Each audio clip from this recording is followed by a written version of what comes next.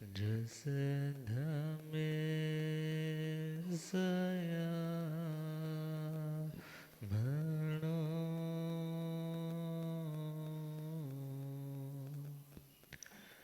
जे हाथ जोड़ गोरानो मेरी वंदना जे जोड़ गोरानो एक बार वंदना हजार बार वंदना एक बार वंदना लाख बार वंदना करोड़ बार वंदना लाख बार वंदना जे हाथ जोड़ गोरानो मेरी वंदना जे जोड़ गोरानो डगमग डोले नैया मेरी डगमग डोले मुझको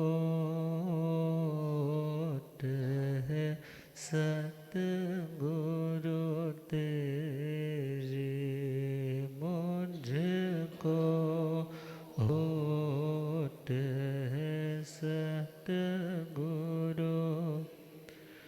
जे आसा भवसागर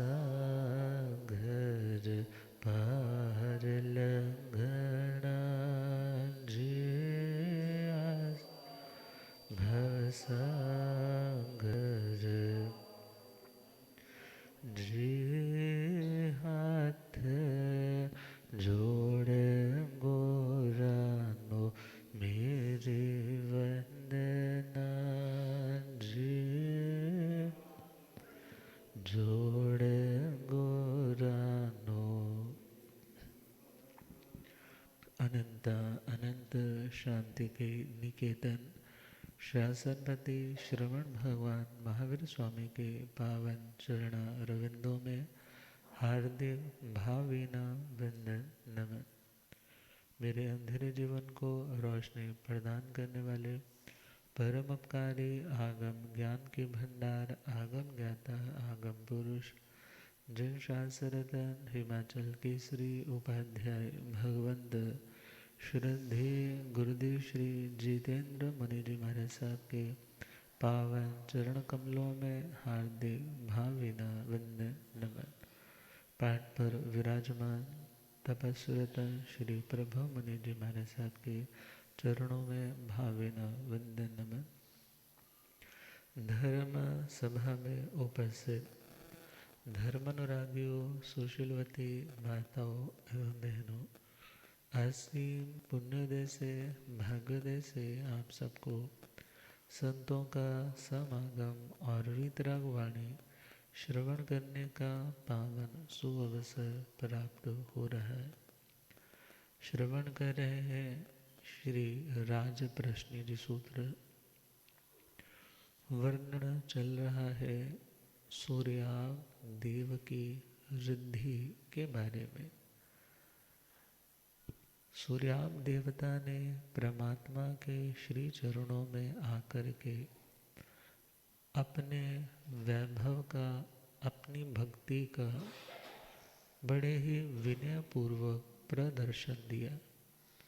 तदनंतर भक्तिपूर्वक वंदन नमन करके वो अपने विमानों की ओर लौट गए।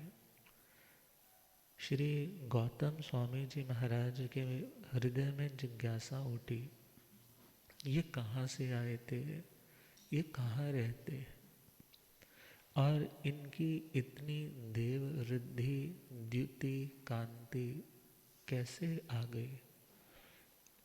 अब भगवान के श्री चरणों में जब प्रश्न रखा तो परमात्मा ने समाधान दिया कि रतन प्रभा पृथ्वी के जैसे मंदर पर्वत से दक्षिण की ओर बढ़ते चले जाएं, असंख्यात द्वीप समुद्र लांघने के बाद फिर ऊपर के ज्योतिष मंडलों को पार करते करते असंख्यात कोटा कोटि योजन पार करने के पश्चात अर्ध चंद्राकार का स्वधर्म देवलोक आता है और उसके अंदर 32 लाख विमान है और उन 32 लाख विमानों में एक विमान का नाम है सूर्याभ विमान और वो 12.5 लाख योजन का बड़ा है। एक योजन मतलब इज इक्वल टू 4 कोस। मगर जो शाश्वत चीज़ें नापी जाती है वो पक्के योजनों से नापी जाती। मीन्स एक योजन इज इक्वल टू 4000 कोस। कितना कोस? 4000 कोस। और द्वारिका नगरी के बारे में जब हम अंतगढ़ जी सूत्र में सुनते थे 12 योजन लंबी और 9 योजन चौड़ी, वो तो उस टाइम के उंगल के हिसाब से। मगर सूर्याभ का विमान कितना बड़ा? 12.5 लाख योजन।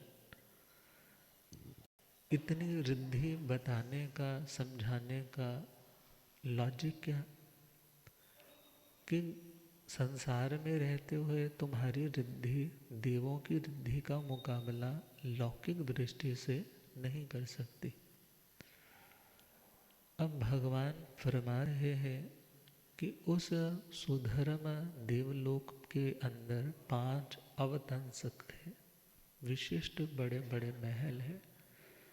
सेंटर वाला सुधर्मावतंसक और उस सुधर्मावतंसक से पूर्व की ओर आगे लाखों योजन असंख्य योजन जाने पश्चात इस सूर्याभ का विमान आता है।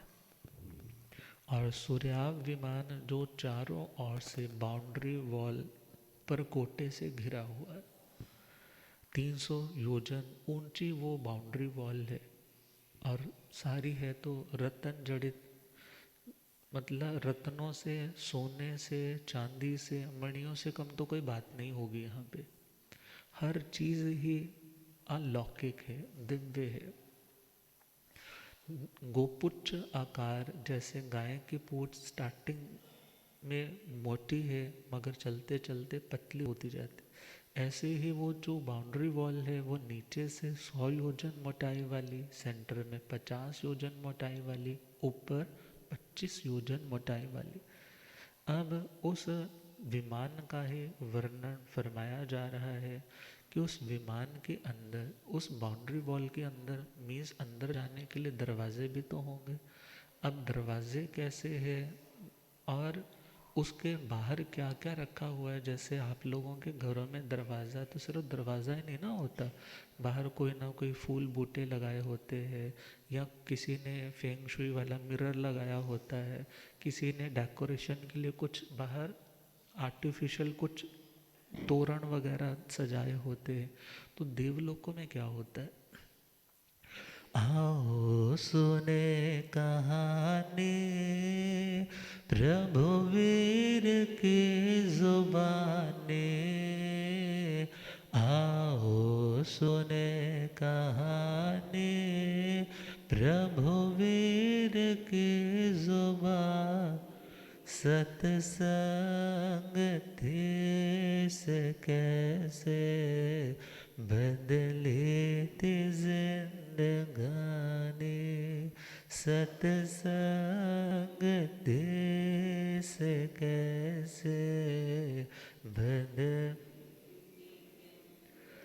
चारों दिशा में टोटल है 4000 द्वार,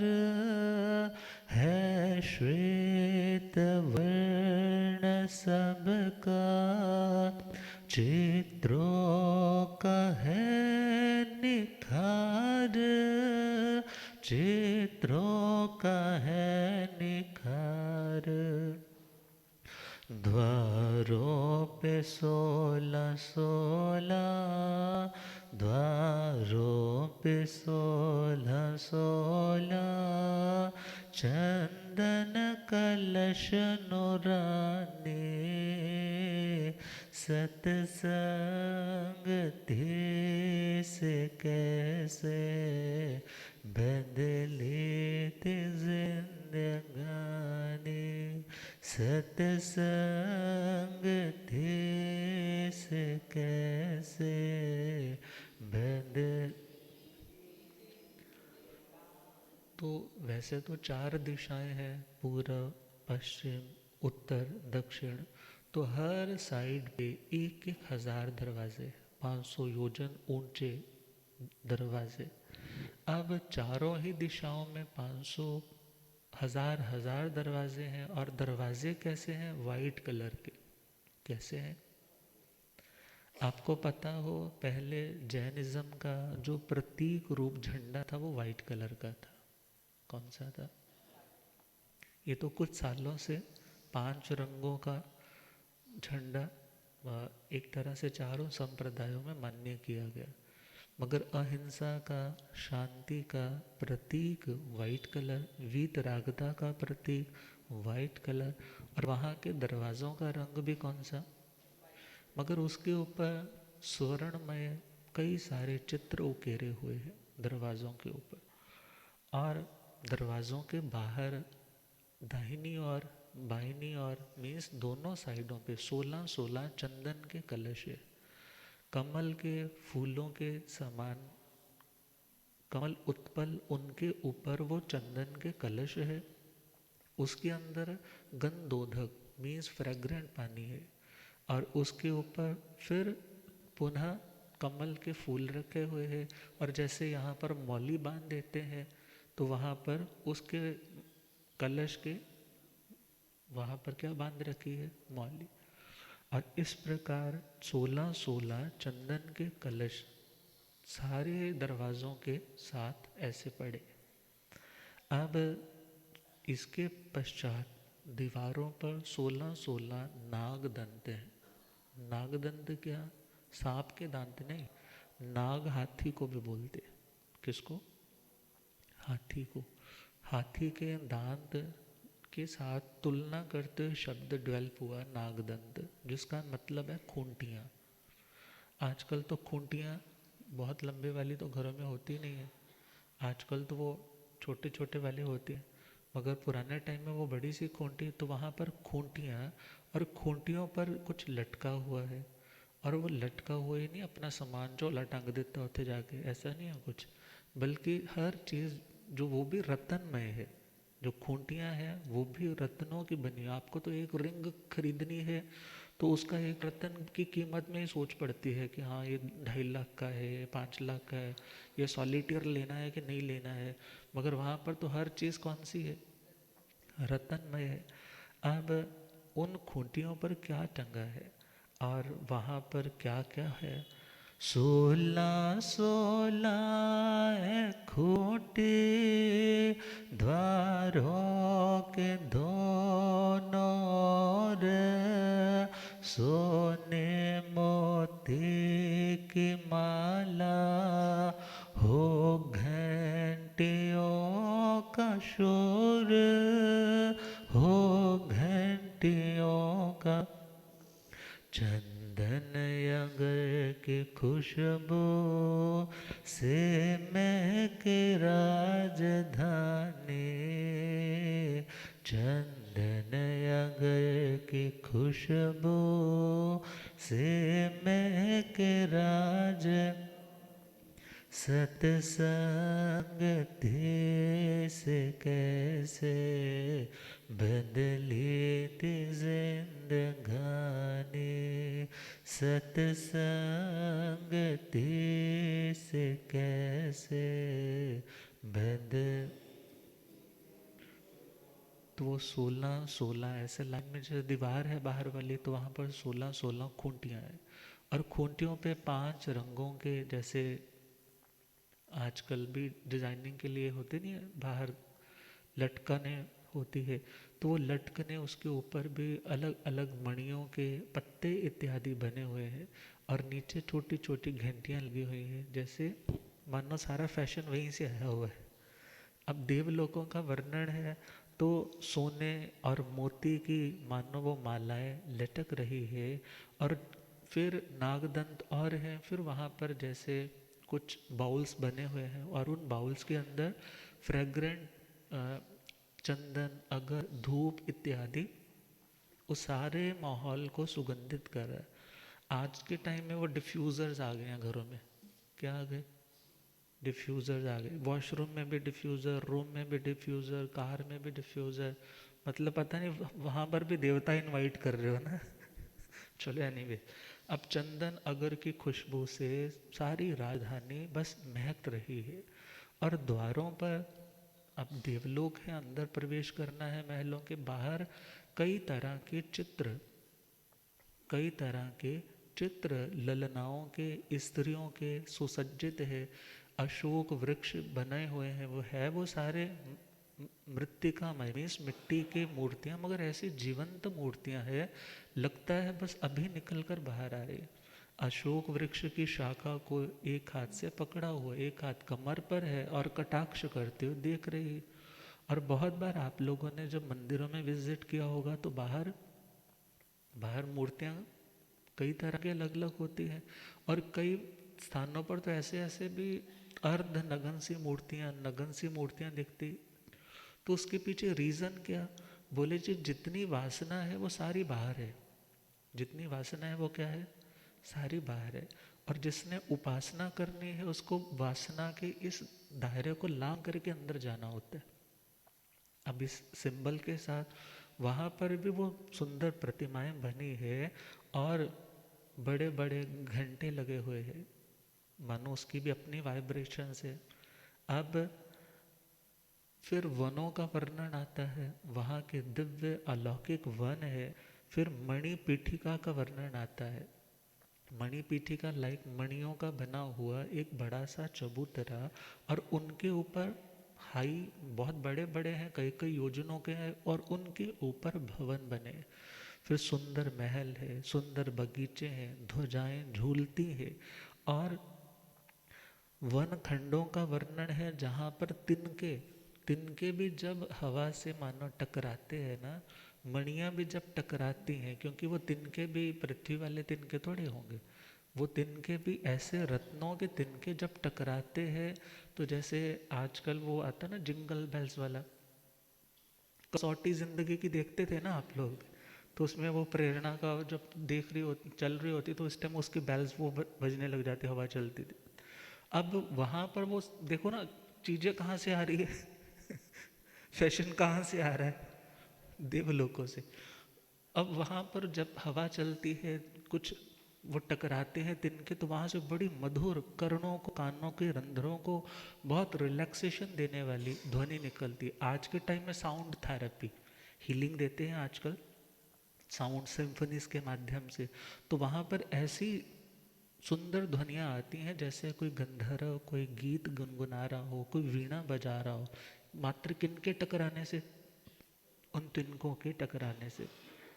और दिव्य अलौकिक वापिकाएं, बावड़ियाँ, बड़े बड़े सरोवर है, और पर्वत है। और पर्वतों के ऊपर जैसे लोग अपनी जगह फार्म हाउसेस बना लेते हैं, भोग भूमियाँ है। द्रव्य से तो वो स्थान शाश्वत है, मगर पर्याय से वो अशाश्वत है। अर्थात अवस्थान्तर होता रहता है, मगर वो बने वैसे के वैसे रहते हैं। या यूँ कहो कि नए जीव आते जाते हैं, पुराने वहाँ से आयुष्य पूर्ण करके चले जाते। मगर इतना कुछ होने के बावजूद भी जो सम्यक दृष्टि है, वो जानता है मुक्ति के सुख के बिना ये दुनिया का पौद्गलिक सुख झूठा है, बदलने वाला है, नाशवान है, ये सदा रहने वाला नहीं है।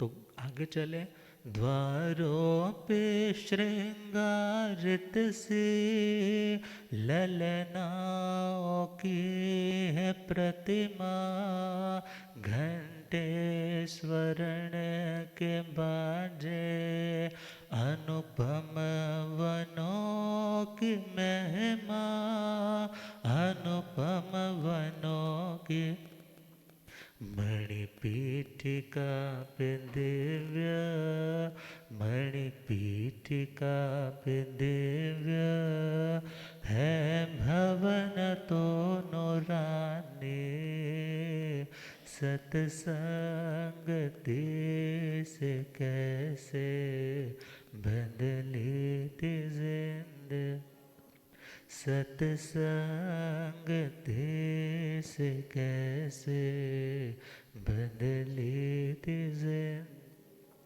सुंदर महल बगीचे रिद्धि कदमों के नीचे, झूले ध्वजाएं ऊंची रत्नों से है गलीचे, रत्नों से है गली। सुंदर महल बगीचे रिद्धि कदमों के नीचे, झूले ध्वजाएं ऊंची रत्नों से है गलीचे, रत्नों से है। वन खंड में तो तिनको, वन खंड में तो तिनको की धुन करे दीवानी, सत्संग से कैसे बदली थी जिंदगानी, सत्संग से कैसे है दिव्य वापिकाएं, पर्वत पे भोग स्थलियाँ है द्रव्य से तो शाश्वत, पर आए झूठी गलियाँ, पर आए झूठी गलियाँ। मुक्ति सिवा तो सच में, मुक्ति सिवा तो सच में हर चीज है बेगानी, सत्संग से कैसे बदली थी जिंदगानी, सत्संग से कैसे। क्वेश्चन आ सकता है वहाँ का इतना वर्णन क्यों सुनाया जा रहा है? क्योंकि भगवान कहते हैं इस लोक का एक भी ऐसा आकाश प्रदेश नहीं है और 21 में देवलोक का ऐसा कोई स्थान नहीं है जहाँ इस आत्मा ने एक दो बार नहीं अनंत बार जन्म और मरण न किया हो। जब ऐसा अलौकिक अनुपम सुख हम तुम अनेक बार भोग चुके मगर फिर भी अतृप्त के अतृप्त रहे, तो क्या आज इस दुनिया के कुछ चंद सालों के सुखों को भोग कर आत्मा को तृप्ति हो जाएगी? मैसेज तो कितना बड़ा है मगर लग तो क्या रहा है, ये क्या सुनाया जा रहा है। मगर यदि गहराई से चिंतन करें तो सोहम का जब ध्यान करवाया जाता है ना, सोहम आचार्य सूत्र में भी आता है, सोहम मैं वो हूँ। कौन हूँ? एक तो यही अर्थ करते हैं ना, जो परमात्मा का स्वरूप है मैं वही हूँ। मगर शास्त्रीय परिभाषा में देखें तो मैं वही हूँ जिसने देवलोकों में जन्म लिया, वहाँ का भव पूरा किया, त्रियंच गति में भी गया, मनुष्य गतियों में भी गया, नरकों में भी गया, एक एक स्थान पर अनंत अनंत बार जाने वाला सोहम, मैं वही आत्मा हूँ। मगर ये मेरा स्वरूप तो नहीं। इसीलिए ये देवलोकों की यात्रा बताई जा रही। और आगे फरमाया है सुधर्मा सभा। सुधर्मा सभा जहाँ पर नाट्य मानो उनका ऑडिटोरियम है, बैठ कर के नृत्य आदि देखते हैं। मगर वहाँ पर तीर्थंकर भगवंत जो जब निर्वाण को जाते हैं, उनकी अस्थियां वहाँ पर मणि पीठिकाएं बना कर के स्तंभों में उन गोल आकार के डब्बों के अंदर रखी जाती है। उसका प्रभाव क्या? एक तो उनके मन में उनके लिए सम्मान है, ये किनकी अस्थियां हैं? तीर्थंकर भगवंतों की। और दूसरा, वो अपनी शिष्टता बनाए रखते हैं। वहाँ पर कोई भी ऐसा अशिष्ट, जिसको कहें कोई ऐसी गलत हरकत नहीं करते जो उस स्थान के अनुरूप शोभनीय न लगे। और उसी सुधर्मा सभा में चैत्य स्तंभ, माणवक स्तंभ और जिन अस्थियों का वर्णन आता है।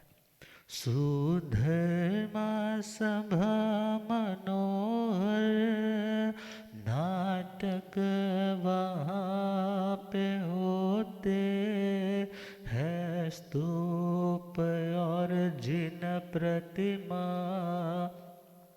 वहाँ श्रेष्ठता न खोते, वहाँ श्रेष्ठता न खोते है। चैत्य स्तंभ मानव है, चैत्य स्तंभ मानव जिन अस्थियां रूहानी सत्संग से बदली ते जिंदगानी, सत्संग से कैसे बदल। रत्नों से निर्मित गोल डिब्बों में अस्थियां हैं, थंबों पे अष्टमंगल ध्वजा और छत्रियां हैं, ध्वजा और छत्रियां हैं। पूरब की ओर मणियों, पूरब की ओर की पीठिका है आने, सत्संग से कैसे बदले ते जिंदगी, सत्संग से कैसे बदले। और उस सुधर्मा सभा के अंदर ही मीन्स कुछ डायरेक्शन ईशान कोण दिशा भाग में ही मोस्टली हर पायस चीज़ रखी जाती है। और वहाँ पर स्तूप स्मृति के रूप में स्तंभ भी है, और जिन भगवंतों की, तीर्थंकर भगवंतों की स्मृति रूप में, क्योंकि वहाँ साधु साधु विचरण नहीं करते, वहाँ पर अरिहंत भगवान विचरण नहीं करते, मगर उनके भी आदरणीय है जो सम्यक दृष्टि है। सम्यक दृष्टि आत्माओं के लिए परमात्मा की भक्ति करने के लिए, परमात्मा को स्मृति पटल पर लाए रखने के लिए ऐसे स्थान होना उनकी अनिवार्यता है। क्योंकि वो व्रत, नियम, पच्चखान, समाय, पौषध, संवर ये तो कुछ नहीं कर सकते, आहार दान नहीं कर सकते, मगर वो परमात्मा की क्या कर सकते हैं? भक्ति कर सकते। अब वहाँ पर जिन देवों की जो शाश्वत वहाँ पर प्रतिमाओं का वर्णन भी आता है। अब वो परमात्मा को उस स्थापना रूप, क्योंकि 4 निक्षेप आते हैं, नाम, स्थापना, द्रव्य और भाव। अब भाव की दृष्टि से तो तीर्थंकर केवल ज्ञान के बाद फिर बाकी अघाती कर्म क्षय करके तो सिद्ध गति में चले गए, मगर नाम से या स्थापना से उनको स्मरण करने के लिए आलंबन सहारा लेकर के उनको याद करके अपनी बुद्धि को पवित्र रखने के लिए वो उन प्रतिमाओं के प्रति भक्ति भावना प्रकट करते, परमात्मा के प्रति उनका स्मरण करते हुए उनको वंदन आदि करते हैं और अपनी शिष्टता कभी भी गवाते नहीं। और सुधर्मा सभा से ही फिर आगे बढ़ते चले जाएं तो सिद्धायतन का ईशान कोण के अंदर वर्णन आता है, और फिर सिद्धायतन से ईशान कोण में उपपात सभा। कौन सी सभा? उपपात सभा। उपपात जहाँ पर देवशैया है।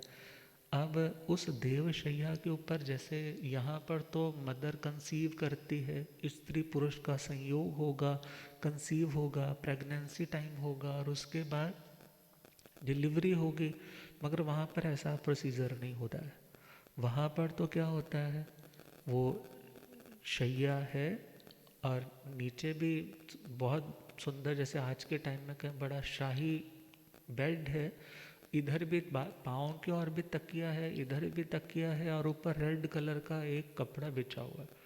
और जैसे ही वहाँ पर जीव ने उपपात मीन्स वहाँ जन्म लेना होता है तो वहाँ पर आता है, कुछ थोड़ा थोड़ा ऐसे फूलने लगता है और मुहूर्त भर के अंदर विदिन 48 मिनट्स, 2 घड़ी का एक मुहूर्त होता है, 2 घड़ी के अंदर ही वो देव क्या हो जाते हैं, उठ करके 32 साल का जैसा युवा नौजवान होता है ऐसे जवान हो जाते।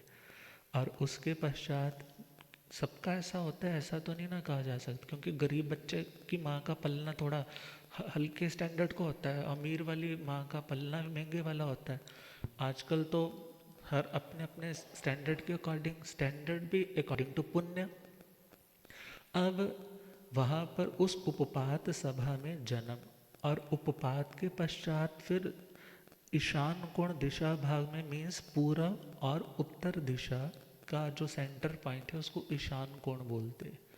और ईशान कोण पे और आगे चले जाएं तो फिर सरोवर आता है, नंदा पुष्करणी, और फिर उसके पश्चात अभिषेक सभा मीन्स नालो तोलो फ्रेश हो जाओ। फिर उसके बाद अभिषेक सभा, वहाँ पर क्योंकि नया आया है जीव जो राजस्थानी होगा तो उसका अभिषेक किया जाता है।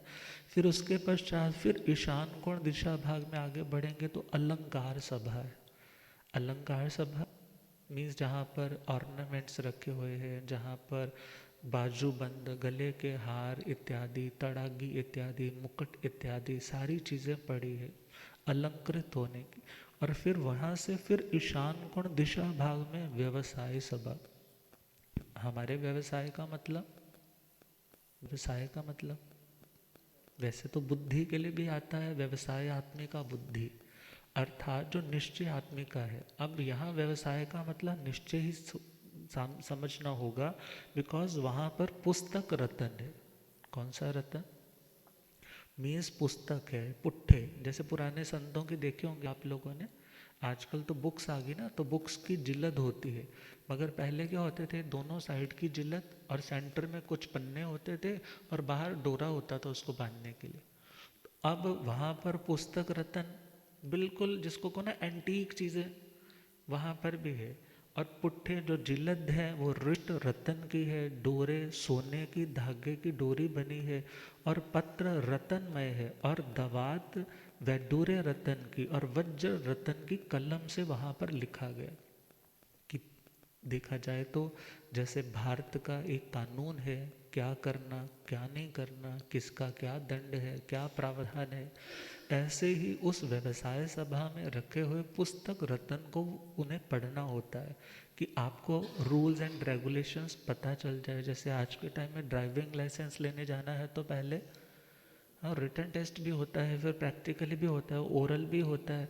ऐसे ही वहाँ पर उनको कहा कि तुम देख लो कि तुम्हें क्या करना है, यहाँ आ गए हो, अब यहाँ के रूल्स क्या है, रीति रिवाज क्या है, जीताचार क्या है, वो तुम्हें पता होना चाहिए।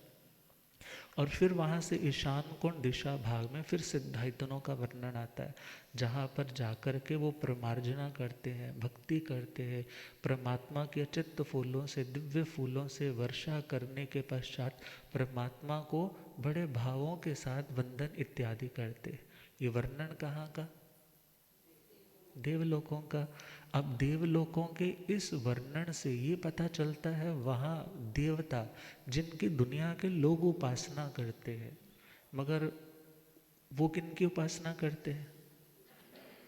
वो किन की उपासना करते हैं? वीतरागी आत्माओं के लिए। दृष्टिकोण अलग अलग हो सकता है कि मेरी प्रजा अच्छी रहे, मेरा सुख बना रहे, मेरा वैभव बना रहे। किसी का ये होता होगा मेरा सम्यक तो बना रहे, क्योंकि एटलीस्ट आलम्बन है। क्योंकि मूर्ति देखा जाए तो स्थापना की दृष्टि से यदि हम भगवान को उसके माध्यम से याद कर रहे हैं तो गलत नहीं है, मगर इतना हमेशा स्मरण रखना होगा कि मूर्ति है तो क्या, मूर्ति है तो क्या, मूर्ति तो मूर्ति है, मगर हाँ यदि उसके माध्यम से सहारा लेकर हम परमात्मा से कनेक्ट हो पा रहे हैं तो वो हमारा आधार बनता है आगे बढ़ने का। मगर अपनी अपनी चॉइसेस है, किसी को वो कल्चर सही लगा, किसी को लगा मुझे आत्मा तक ही पहुंचना है तो अब मुझे नेक्स्ट स्टेप की ओर बढ़ना चाहिए। मगर देवी देवता उस नेक्स्ट स्टेप में तो एंट्री नहीं कर सकते पच्चा खान वाले में, तो उनके पास भक्ति का, परमात्मा के श्री चरणों में वंदन करने का आधार कौन सा?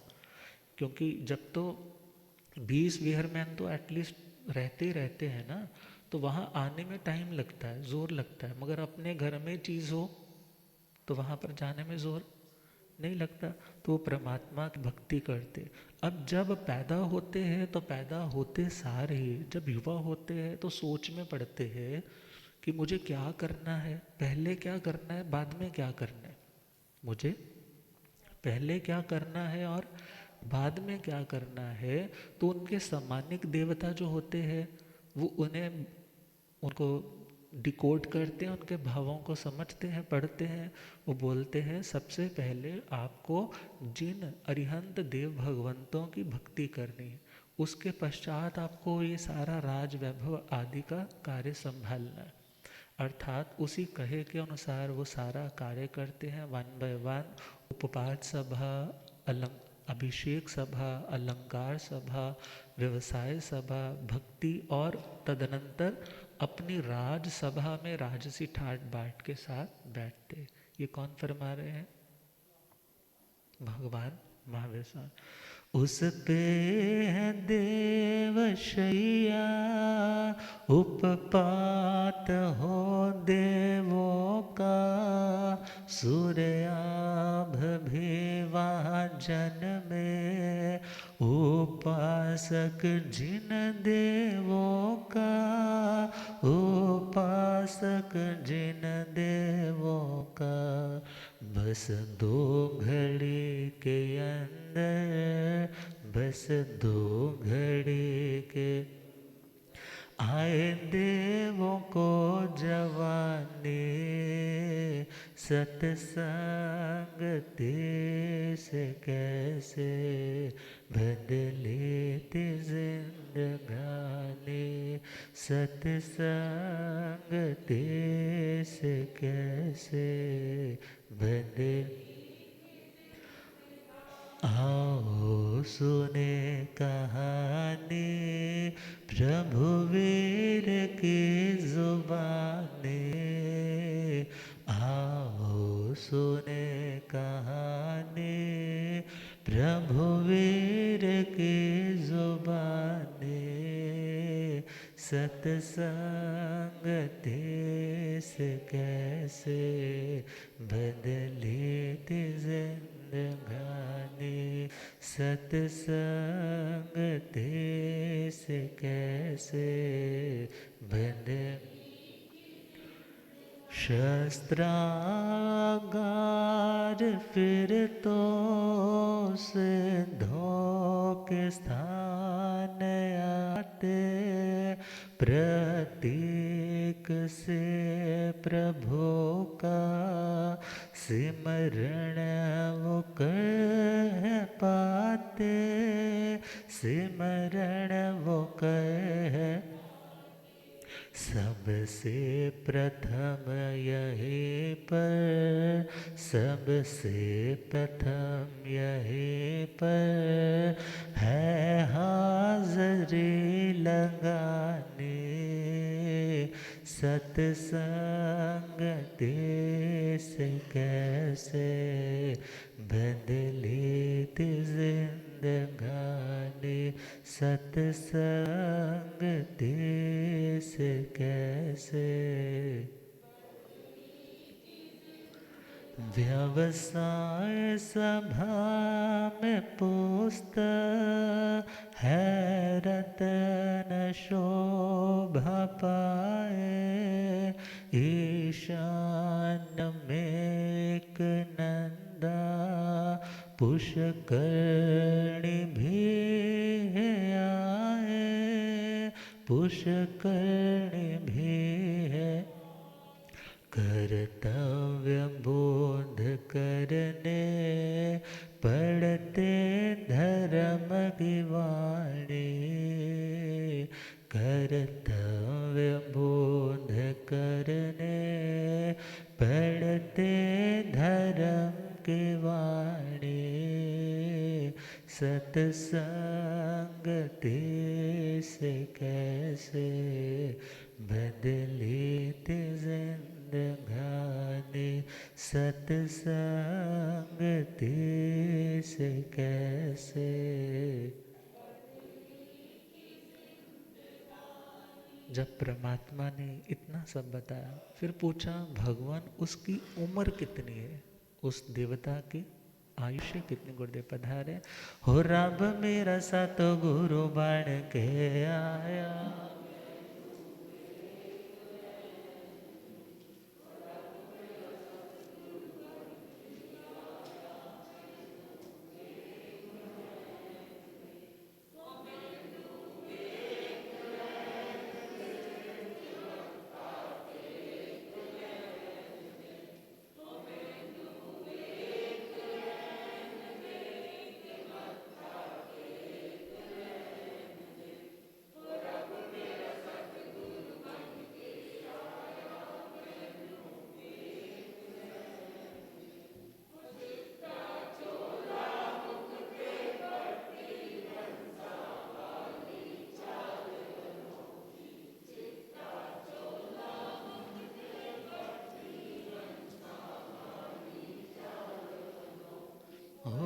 थे झुकना संसार में नो,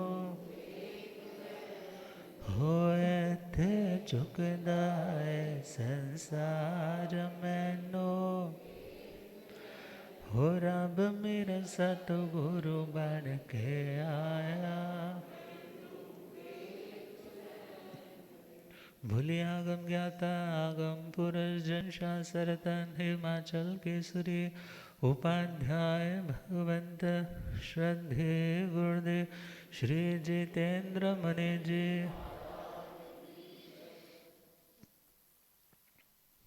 देवलोकों में माता को डिलीवरी की कोई प्रॉब्लम नहीं है, कोई डेट भी नहीं लेनी पड़ती, कोई मुहूर्त भी नहीं देखना पड़ता, और फिर कोई सजीरन वाला केस भी नहीं आता। सुख तो है वहाँ पे, ऐसा तो नहीं है सुख नहीं है, मगर वहाँ पर सुख तो है, मगर वो सुख पूर्व जन्म के पुण्य पर आधारित है। भोगते जाएंगे तो कहते हैं खर्चते जाओ तो कुएं भी खाली हो जाते हैं, कारों का खजाना भी खाली हो जाता है। तो उनकी आयुष्य परमात्मा से पूछा, वो सुख भोगते हुए कितने समय की अवधि है सूर्याप देवता की। भगवान ने फरमाया 4 पल्योपम। कितनी आयुष्य? 4 पल्योपम की आयुष्य है। सामान्य देवताओं की भी सेम आयुष्य है। और 4 अग्र महिषियाँ है, 4 महाराज, 4 अन्य पत्नी स्वरूप रानियाँ है, और आत्म रक्षक देवों का परिवार, संपूर्ण रिद्धि का परमात्मा ने वर्णन किया।